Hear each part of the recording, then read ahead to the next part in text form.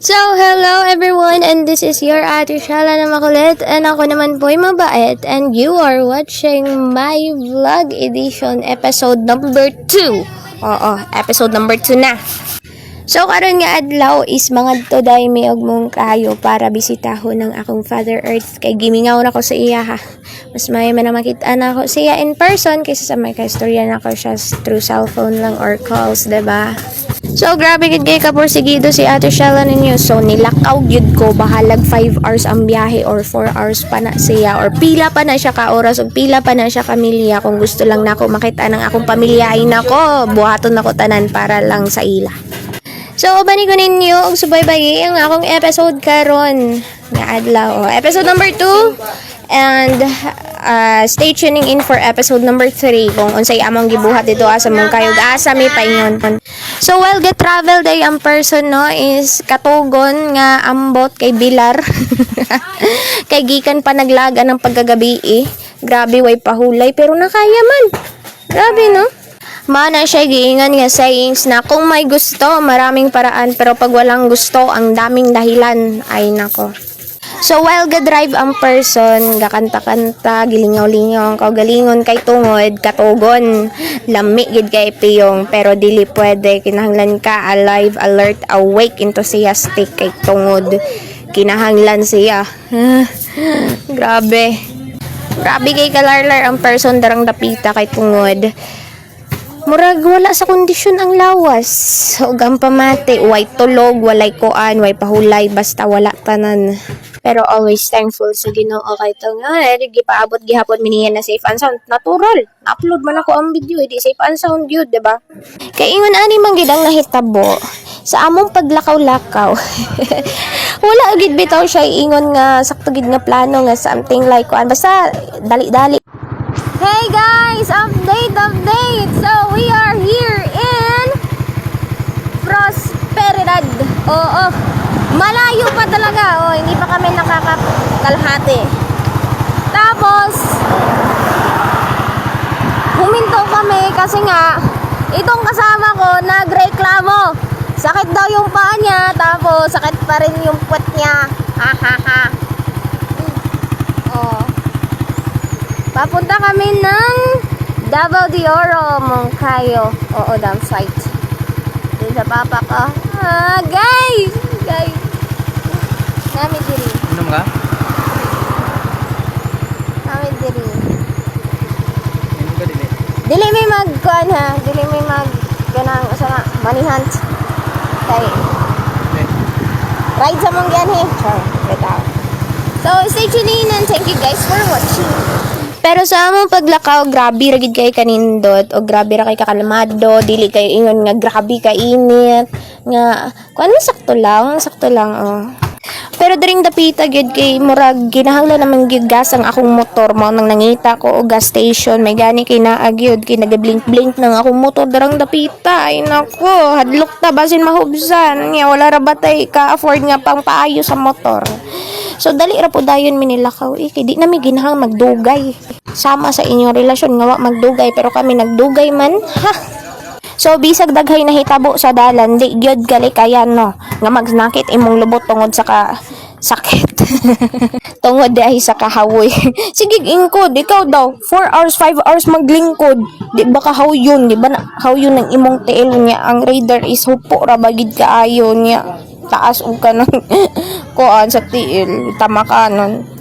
Pero still nakaya og na-survive man bisag ikatulo minihunong.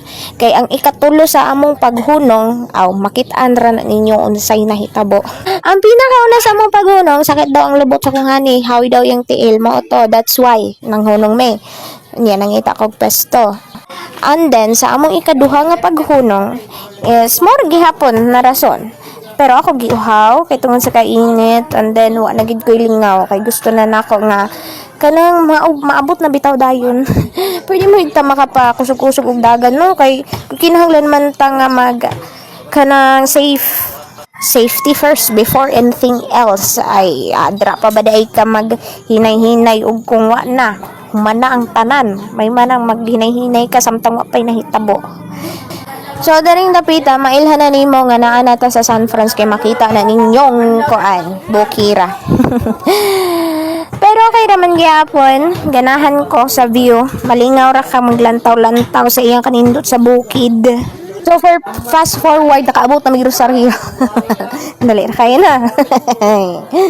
Pero ang pinaka the best gud nga dalan nga ganahan jud kumuagi. Ganahan sa pinabali.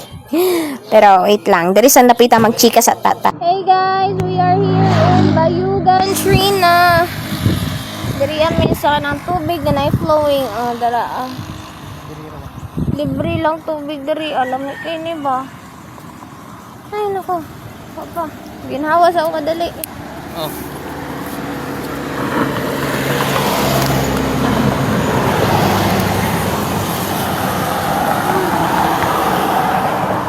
Lar na kayo niya di siya la. So manginom sa Tausito. Patay ko. Lanahin na.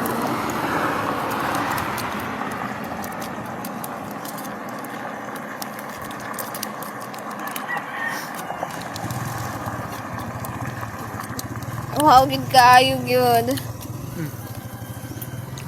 Chocolate pang pa-energize. Here, nalanay na siya katong sa kainit.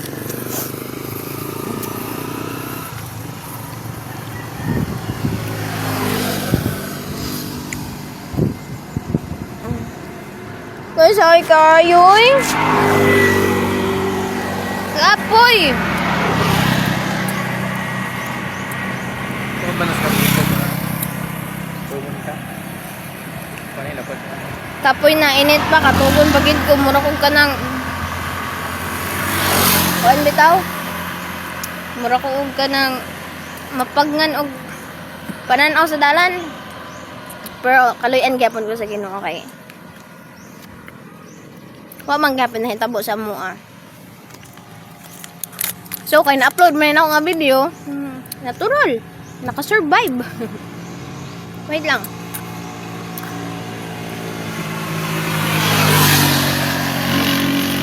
Na water. Nan, ma.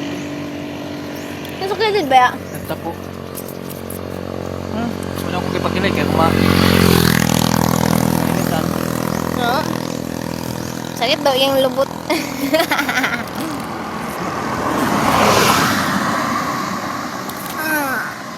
Water. Panginom sa tagtubig, grabe ka uhaw, kay tungod sa kainit. So, it's already, yung sa oras ba? It's already 3:58 p.m. So, mga tansya na ako, alas 5, makaabot may dito. Ninggikan may galauna.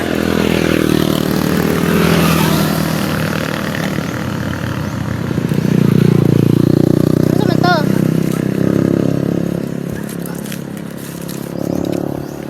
Nawongo. Di ka poy. Tanara ko raider. Akong baby. Gihangak pod siya oy. Gihangak siya sa iyahang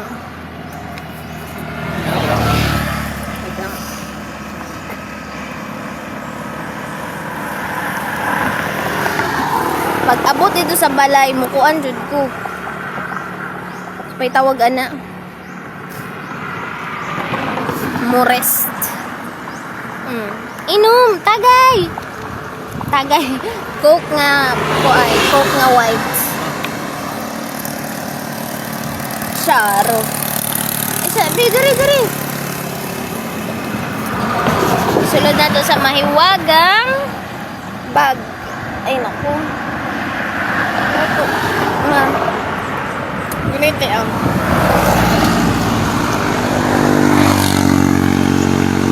Bro, kung bag kong gianak, dira bro kong bitos. Anak So nakaabot na ta sa pinakaganahan ako nga dalan nga favorite kaayo nako ang Bunawan nga grabe kalibak-libak kayong dalan ay di da ay libak no kay ato man tong silingan libakira lubak-lubak ang dalan. Di gyud maihap ang iyang liki sa dalan no makita man ninyo pagkasakitas lubot oy. Grabe gid niya. Luoy na kayong motora. May gani kay pag abot sa unahan ni ulan. Pero okay ra gyapon kay para makapahulay bitaw ang motor dili ingon nga sakit bitaw ang iyahang makina. Luoy kay akong rider dring dapita pero okay ra man gyapon ligon. So asa naman mo kung gusto mo palitong motor anhin mo sa rider kay grabe ka ligon ang kabir. Unya usa pa. Mo tong nasog bukid oy. Gisulayan gud ba kung unsa siya kaligon og diri ang dapita la. Fast forward, nakaabot na mi og Trinto. Hapit na siya sa Mongkayo. Diba? Dali ra kaayo mga kuan siguro. Nakaabot mig Trinto dali ra gyud. So pasalamat ta daring dapita no kay ning ulan, nakapahulay ang akong baby nga motor. Grabe no, gihimong baby ang motor. Nakapahulay mi diri ang dapita, may gani pod kay maayong tao ang nagpa kuan sa amo gihatagan mig lingkuranan. Grabe gid kay si Lord no, kanindot kay gid ni Lord, gi safe and sound pamilya niya pagkahuman gipadayon pag gid mi bisag nagulan gituyo ra man gud na kay para ang init na makay na mabugnawan bitaw siya gamay, makapahuway pod siya gamay kay bisan og ulan-ulan na siya may na lang na siya shower. Hugaw na kayo na kay tungod sa abog. Pero pasalamat gihapon ko nila Kuya diri. Ay nako, salamat mga kuya. So kay paminaw na mo nga hapit namang gyud mi moabot sa destinasyon na gusto namong maadtuan. So diri ara ko kutob. So this is your Ate Shara na makulit and ako naman po yung mabait and thank you for watching my vlog.